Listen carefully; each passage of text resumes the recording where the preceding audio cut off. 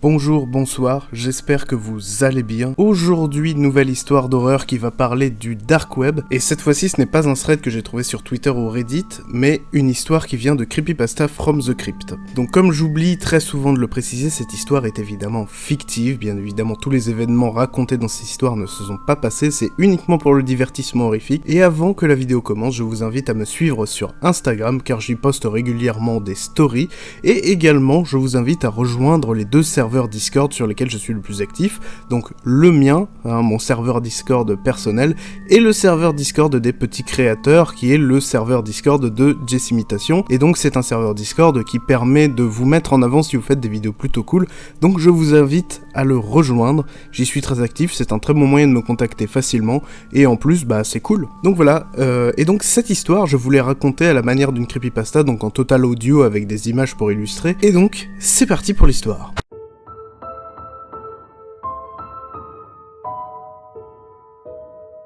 Vous connaissez le Dark Web? C'est comme le web, mais en différent. C'est mon cousin qui me l'a fait découvrir. C'est un ensemble de sites inaccessibles en tapant juste l'adresse dans votre navigateur. Il faut passer par un réseau spécial pour ça. Et souvent on utilise Tor pour cela. La première chose que vous vous demandez, c'est pourquoi cacher des sites pour un certain public? Vous savez la petite voix au fond qui vous murmure toujours le pire, ou dont vous vous efforcez de ne jamais tenir compte? Eh bien, cette petite voix a raison ici. Mais laissez-moi vous conter mon parcours sur le Dark Web. Et la première fois que j'y ai été, c'était avec mon cousin. Il avait chopé 3 adresses de ces sites cachés, sur Rules 1 et 2. Le premier était l'Hidden Wiki, un wiki caché comme vous l'avez deviné.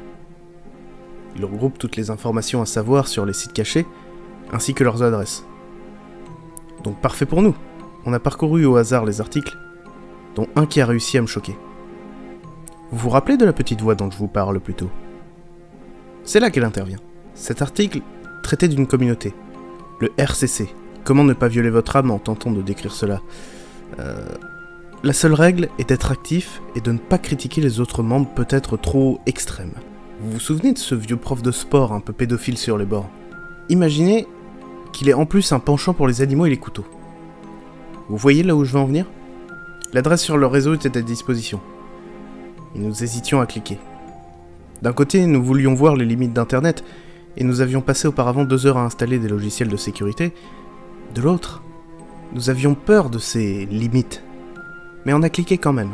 La description était correcte, mais j'aurais trop d'ennuis si je m'étends là-dessus. Et moi et mon cousin n'en avions pas conscience à ce moment-là. Ils, c'est ceux qui se mettent à ma recherche en ce moment même. Et peut-être à la vôtre si vous avez tapé Tor et Hidden Wiki sur Google. Voire même RCC. Mais ne le faites pas, car il m'espionne, et vous aussi à cause de ce poste.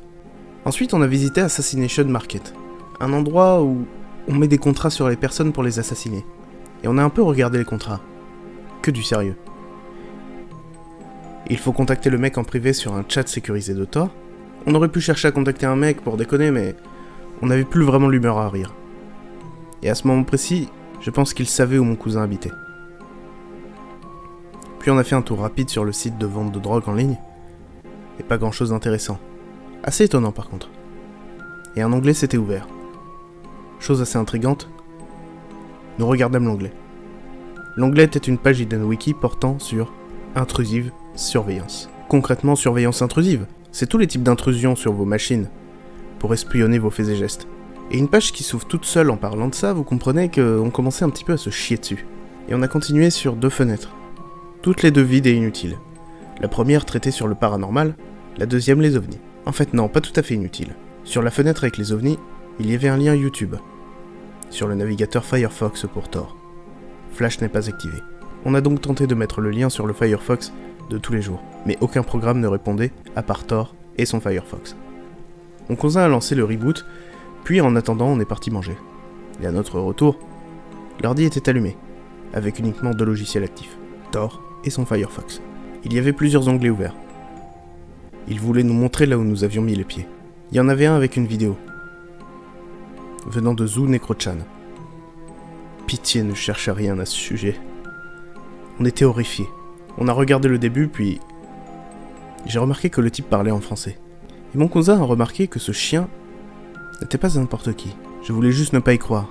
J'étais convaincu que là, il faisait une sale blague. Il m'a dit de rester là pendant qu'il cherchait son chien. Bon, il y en avait pour 5 minutes et je ne voulais pas avoir ces bruitages en tête. J'ai sorti mon iPod et j'ai mis une chanson pour patienter. Il revint lentement, la mine pâle. Voyant son air, je fermai l'onglet avant qu'il me rejoigne. Il n'a rien dit d'autre que « Continuons ». Il ne restait donc que 4 onglets. Et nous avons cliqué sur l'un d'eux. Un forum violente fétiche. Sur un topic en particulier, le texte est long et parsemé de photos. Je vous traduis le premier paragraphe. J'ai créé des petits esclaves sexuels. Et au cas où vous ne voyez pas de quoi je parle, je m'explique.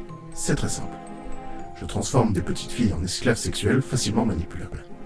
C'est ça. Les filles ne peuvent pas s'enfuir, résister ou le dire à qui que ce soit. Elles n'existent plus que pour votre plaisir sadique. Curieux maintenant ? C'est au mot près qu'il a écrit. Ces mots me glacent d'effroi. Les autres paragraphes ? Il plante le décor, puis indique comment il procède. Votre curiosité malsaine et votre goût pour l'effroi veut savoir comment ? J'ai vraiment lu ce passage en diagonale. J'étais réellement dégoûté. Concrètement, il coupe les bras et les jambes, toujours en dessous des articulations. Ensuite, il passe 2 paragraphes à décrire une aventure. Puis il dit les vendre, ou s'en débarrasser quand... Oh non, je vais vomir. Et il termine en proposant d'en vendre aux visiteurs du forum avec des photos. Et si je vous ai montré un screen d'Hidden Wiki, ne comptez pas sur moi pour vous montrer les screens. Une petite fille de 10 ans, enceinte avec les membres à moitié coupés. Allez, encore 3 onglets à regarder. Un site d'articles sans nom. Il décrit l'assassinat des personnes s'ayant aventuré sans permission. Et mon cousin a dit, c'est juste une blague d'hacker au pire. J'ai juste à fermer après et ils ne peuvent pas savoir où j'habite. Et nous avons ri d'un rire forcé, nerveux et gênant. Cet article sans intérêt, nous le fermâmes assez vite. Et un autre traité de sécurité et d'anonymat informatique. Concrètement, il expliquait comment ils ont pu faire ça et ce qui suit. Là, mon cousin était nerveux. Visiblement, il avait respecté plusieurs procédures de sécurité, mais pas toutes. Le climat d'inquiétude revint. Le dernier onglet était un site de chat. Onion Talk. Les personnes ont attendu qu'on vienne sur l'onglet pour commencer à parler. Leur premier mot ? Nous savons que vous êtes français et que vous vivez... Et je ne vais pas vous donner mon adresse dans cette vidéo, mais vous avez compris. Mon cousin éteint son PC à ce moment-là. Nous tentâmes d'aller dormir. Ni moi ni lui n'avons fermé l'œil de la nuit. Et le lendemain, je suis reparti chez moi. Mon cousin était injoignable sur MSN ou sur portable. Et 2 jours plus tard, ma mère reçut un appel de ma grand-mère. La maison de ma tante a explosé. La cause est indéterminée. Il serait dû aux fuites de gaz. Et je sais que c'est d'origine criminelle. Mais je ne peux pas le dire car personne ne me croirait et ne pourrait me protéger. Je me sens si coupable. J'entends à ce moment même des bruits de voitures qui s'arrêtent et des portières qui se claquent. Un son aigu et faible. Je crois qu'ils tentent de crocheter les serrures. Chers internautes, heureux d'avoir été l'un des vôtres. Mais si ma mort peut servir à quelque chose, voici mon conseil. Ne tentez jamais d'en savoir trop. Et donc voilà, mesdames et messieurs, j'espère que cette vidéo vous a plu. Si c'est le cas, lâchez un like et abonnez-vous, ça ferait plaisir. Et donc je vous souhaite une bonne journée, une bonne après-midi, et à bientôt.